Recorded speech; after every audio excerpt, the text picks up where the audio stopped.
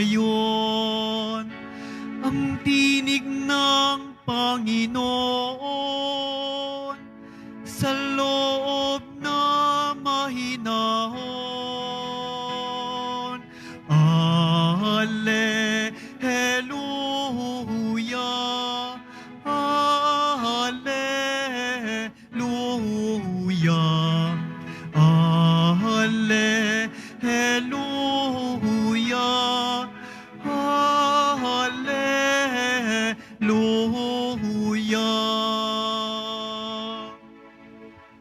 Sumainyo ang Panginoon. At sumaiyo rin. Ang mabuting balita ng Panginoon ayon kay San Lucas. Papuri sa iyo, Panginoon. Noong panahong yun, samantalang dumaragsa ang mga tao, sinabi ni Jesus, napakasama ng lahing ito. Naghahanap sila ng palatandaan mula sa langit, subalit walang ipapakita sa kanila maliban sa palatandaang inilalarawan ng nangyari kay Jonas. Kung paanong naging isang palatandaan si Jonas sa mga taga Ninive, gayon din naman magiging isang palatandaan sa lahing ito ang anak ng tao. Sa araw ng paghuhukom, titindig ang reyna ng timog laban sa lahing ito at sila'y hahatulan niya ng kaparusahan, sapagkat nanggaling siya sa dulo ng daigdig upang pakinggan ang karunungan ni Solomon, ngunit di hamak kay Solomon ang naririto. Sa araw ng paghuhukom ay titindig ang mga taga Ninive laban sa lahing ito at hahatulan ng kaparusahan, sapagkat nagsisi sila dahil sa pangangaral ni Jonas, ngunit hindi na di hamak kay Jonas ang naririto. Ang mabuting balita ng ating kaligtasan. Pinupuri ka namin, Panginoong Hesukristo. Magsupon lahat. Good evening po. October 16 na po ngayon ng 2023. At napakaraming nangyayari sa ating paligid, maging sa ating sarili. Kung ano-ano ang ating nararanasan, at hindi natin ito naranasan dati. Kala natin tapos na noong matapos ang pandemic, pero may mga nagbabanta pa rin sa ating seguridad, sa seguridad ng daigdig. Parang naghahatid ng takot. Minsan ay hindi na natin maintindihan kung bakit ganito nga ang nangyayari. At maaaring yung mga kasali doon sa mga nangyayari sa Middle East at sa Eastern Europe ay hindi rin nila maintindihan kung bakit ganun ang nangyayari. Gusto nating mahawakan man lamang ang ating sarili sa gitna ng lahat ng ito, para naman kahit papaano ay mapangalanan natin kung tungkol ba saan ito. At pag napangalanan natin kung tungkol saan ito, maharap natin ito ng mukhaan. At sa bandang huli ay maigpawan anumang ating pinagdaraanan.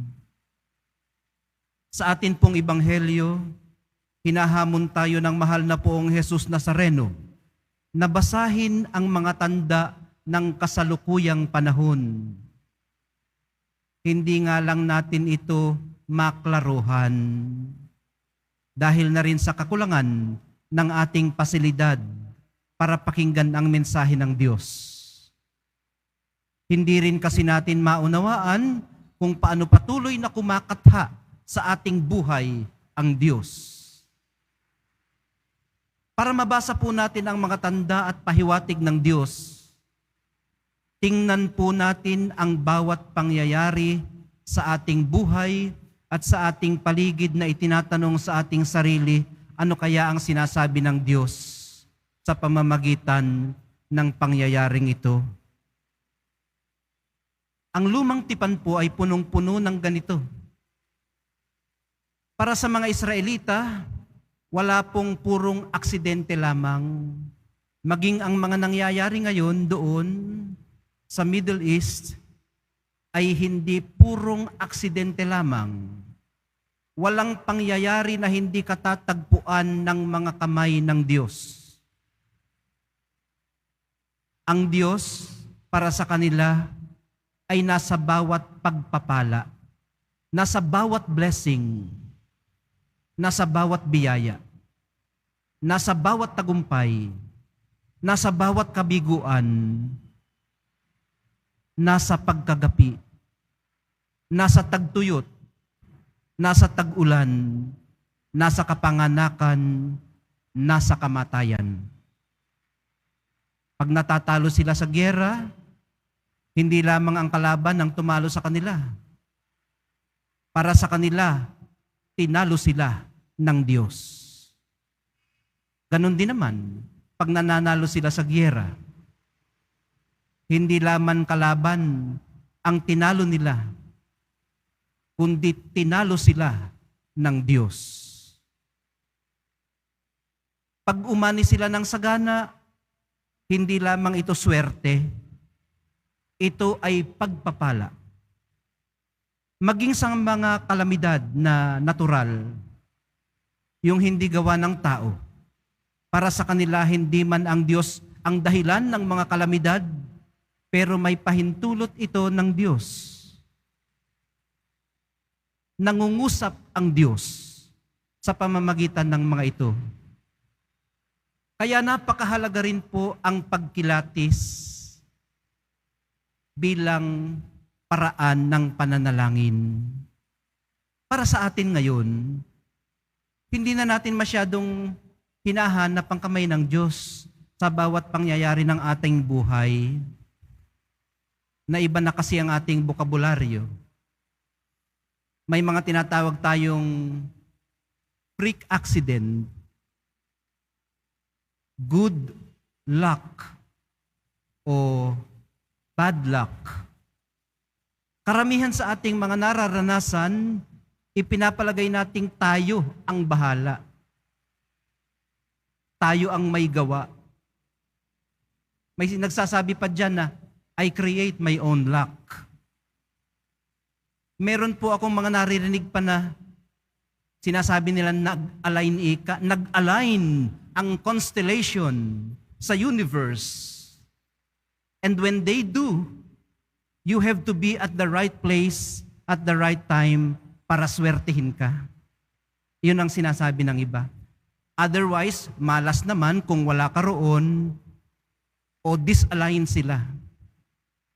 Kung ano-anong mga New Age na mga kaisipan.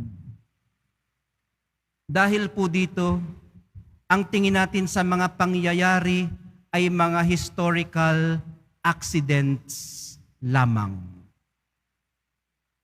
Sa kakulangan ng ating kakayanang lumakad sa kapayapaan, sa habag, at sa hustisya, ang naririnig po natin ay purely human voices. Hindi natin mapakinggan ang Diyos. At sa mga biyaya na mga ating natatanggap, kung hindi man trahedya, ang napapakinggan natin ay ang boses ng swerte o malas. O yung boses ng, anong tawag doon? I deserve this. Pinagtrabahuhan ko naman ito. Boses ng sense of entitlement. O kaya ay ng faith, F-A-T-E, maliban sa boses ng Diyos. Sa biglang tingin ay parang tama naman ang ating instinct tungkol sa mga iyon. Maaring swerte, maaring malas, maaring faith, pero maaari din namang Diyos. Pero sa pamamagitan po ng mabubuti man na pangyayari sa ating buhay o yung mga itinuturing nating masasama, nangungusap sa atin ang Diyos. Nangungusap sa atin ang Diyos. Isa po ito sa pinakaimportanteng gawain ng pananampalataya. Ang magsiyasat sa mga pangyayaring ating nararanasan para hanapin ang kamay ng Diyos at pakinggan ang kanyang boses. Sa tulong po ng Espiritong Banal, makita nawa natin ang kanyang presensya kahit sa mga hindi natin inaasahan.